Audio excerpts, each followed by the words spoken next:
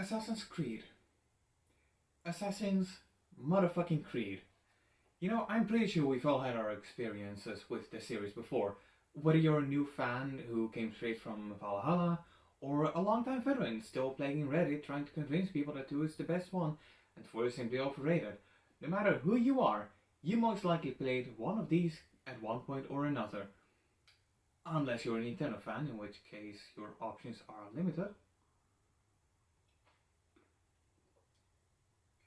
Whether you like them or not, Assassin's Creed is a juggernaut in the game industry, and it had it all. A whole bunch of main games, handful of side games, some books I think, and even a movie, though nowadays. The series isn't as consistent as it used to be back in the day. This made me think though, if so many people are into Assassin's Creed, why the hell is nobody talking about the first one? And most importantly, why is the first one the only main title that is not ported to modern consoles? Well, probably because the game is shit. Now, one of the main turning points of my gamer career was all the way back in 2014. As usual, I was playing a lot of Grand Theft Auto 5 on my Xbox One, and then one day I checked out the games with Gold, and there she was, Assassin's Creed 4. This was the first Assassin's Creed game I've ever played, and it made me hungry for more. Though, of course, because I was still 14 at the time, it was quite difficult to get many 18 plus games at the time. I did manage to get my hands on Assassin's Creed Chronicles China, but this was kinda disappointing because I expect the whole ass Assassin's Creed game, not a 2.5D clusterfuck. Also, saying right now, I won't be covering these for this marathon, neither will I touch Liberation. This is about the main games, which I consider the traditional Assassin's Creed games. So, no Origins, no Odyssey, and no Valhalla as well. It's just gonna be AC1, 2, Brotherhood, Revelations, 3, 4, Unity, and Syndicate.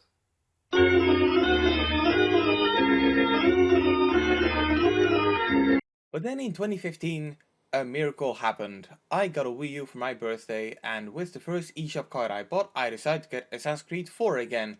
And then later I got myself Assassin's Creed 3 on there. Now, I'm not saying that I hated Assassin's Creed 3, but I'll leave that for later. Eventually, I got into PC gaming through Steam, and before I knew it, I had the entire collection. But the first one is one I barely touched until I did a blind playthrough on my Twitch channel. Now, I don't remember much from this playthrough, but my Steam review remained. So I didn't really have much faith that I was going to enjoy the game. Nevertheless, let's start from the top. Also, I'm not gonna bother with the spoiler warning this time, so if you care that much about spoilers, I'm giving you 5 seconds to control W. Alright, let's go. Inspired by historical events and characters, this work of fiction was designed, developed, and produced by a multicultural team of various religions, faiths, and beliefs. What the fuck is this? Like, are they really that pathetic about dodging racism claims that they just go like this? Why don't they just take it a step further? Why don't they just go like, I'm not racist, I have a black friend? Alright, so before we get started with the actual story, some background first. In the Assassin's Creed universe, there is 2 underground tribes, the Assassins and the Templars. The Templars are looking to seek control of the world by unorthodox methods, and the Assassins simply want to stop that. Both tribes do their stuff underground, but the Templars are generally more of the elite, while the Assassins are more common among the general public. In the modern age, the Templars reign supreme, and they made the company called Abstergo Entertainment. In the Assassin's Creed universe, memories are passed along generations, so genetic memories in other words. Their memory are extracted through a device called the Animus. The Templars managed to find a Desmond Miles, a bartender who apparently is part of the assassin lineage. We don't get much details on how he was captured, but we do know that he used to work as a bartender. Yeah, Desmond's origins aren't explained through this game. His story for the most part can be summarized like Desmond gets captured, Desmond gets put in the Animus, he gets the option to cooperate or die, he starts to have weird visions in his sleep, and then he starts to see a whole bunch of weird stuff.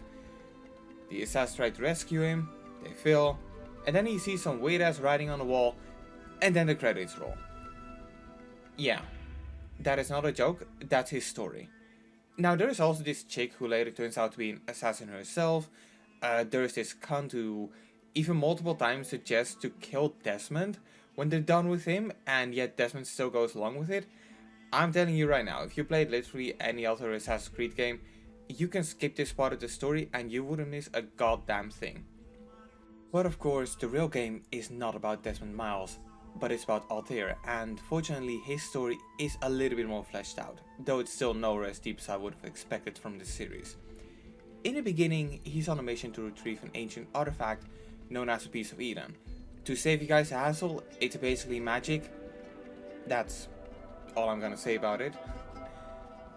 And along the way they find Robert de Sable, who is one of the bigger enemies of the Assassin Order. Deviating from his goal, Altair tries to kill him, but he fails miserably and thanks to some crumbling debris he split off from his teammates. Having failed his mission, Altair returns to the Assassin base to report to the Master Assassin. Pretty quickly after this, his teammates manage to return as well, one of them holding the Piece of Eden they were after.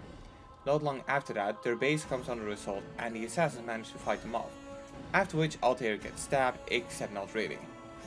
Having been stripped of all his ranks and equipment, Altair gets tasked with returning his rank by going after a shopping cart of 9 targets. And from this point the game goes through the motions. Altair comes to a place, Altair assassinates his target, Altair reports to his master, and restores a rank. But one thing I do find interesting is that along the way his targets start to have some pretty good points, and this alongside Assassin's Creed Unity are the only times to my knowledge where the game goes beyond a simple blah blah blah, Assassin's good, Templar's bad. However, there is a twist towards the ending. After going for Robert, it turns out it was a 10th target, and this was the Master Assassin himself. Returning to the base, Altair notices that everyone is acting strange, and eventually, when he encounters the Master Assassin, he uses the Piece of Eden against him. So one final boss later, or rather a pathetic fight that just has like 7 or 8 clones of him, the Master Assassin is put to rest, and the Piece of Eden shows a map that in the future the Templars are after. Yeah, so the story isn't really that complicated, and neither is the game. I mean, sure, I skipped through some parts of it, but there isn't really that much more to it. Altair's journey is simply one where he goes from being a character choking on his own pride to a character that is, at best, alright. But he ain't no Ezio Auditore, he ain't no Edward Kenway, and he surely ain't no Jacob Fry. He's a blank slate that for some reason people like, and I kind of feel like the writers wrote the future side of things first, and you know, Altair's story second. And considering the series we end up with, you know, maybe that is a good thing. But in terms of this game, it falls flat. But of course, you're not here for the story, since most people get into Assassin's Creed for the gameplay. And when it comes to that, it's definitely the first Assassin's Creed, alright? Now, whether or not that's a good thing or a bad thing, I'll leave up to you. But for those who never play Assassin's Creed, it's a game where you do some sick parkour stuff. Most of the time, you'll be climbing buildings and sneakily taking out your targets. And I find it pretty interesting how they manage the targets. Before you take them on, you have to learn a thing or two about them, and this can be done by completing certain side missions. Now, as an Assassin's Creed veteran, I simply went for all the missions, and I will admit that it always feels good to have a game with this formula. There are some other things you can do which are actually side missions, and these include 2 things: going after viewpoints and rescuing civilians. Viewpoints reward you by revealing the map, and rescuing civilians can give you either vigilantes that can distract pursuers, or a walking group of scholars which can help you get into hiding and get past guard posts. I will admit, when this works, it feels really great and rewarding. But it doesn't always work. This game is garbage.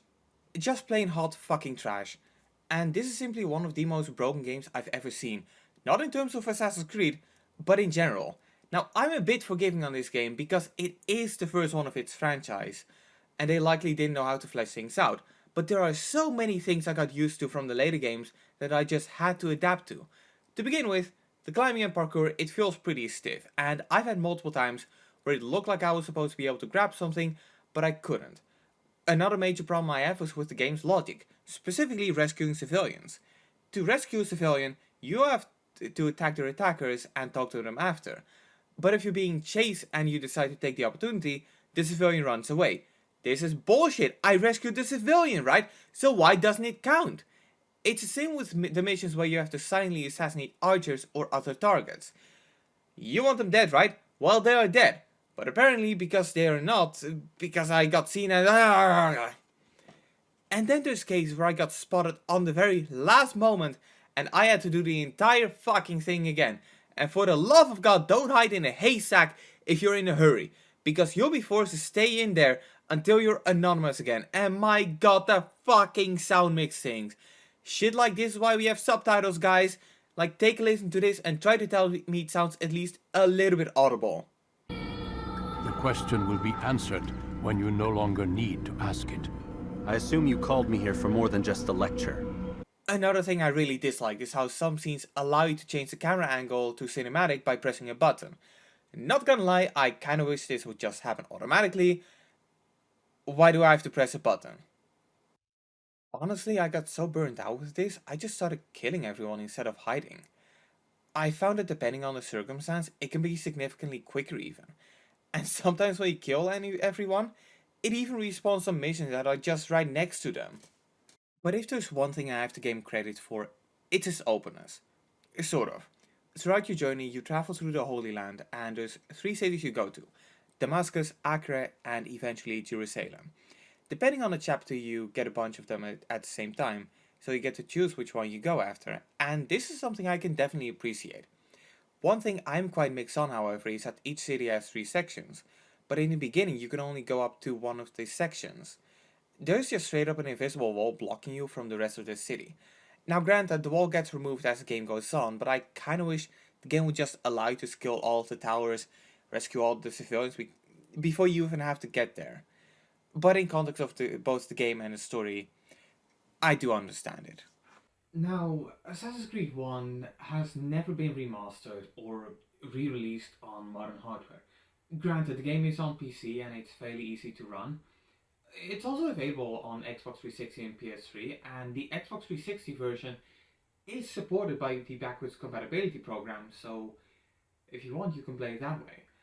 Though the controls can take some getting used to, and the game is filled with its moments, it's definitely the first Assassin's Creed game, and sometimes that's all you need to know. But at least I do know that things will only get better from here, and while the game wasn't my cup of tea, it might be someone else's.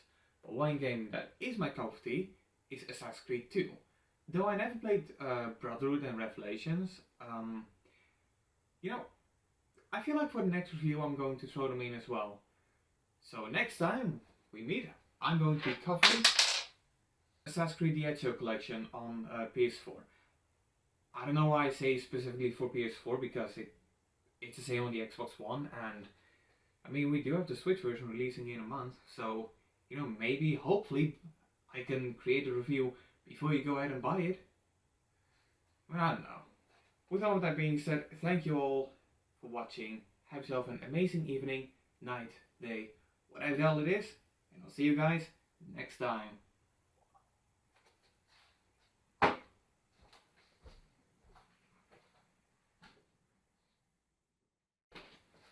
Oh, by the way, for the trivia addicts along my crowd, yes, I will say it. Assassin's Creed officially started off as a Prince of Persia game, but throughout its development, it got rebranded to Assassin's Creed. That's it. I said it. Goodbye. For since what stands among us.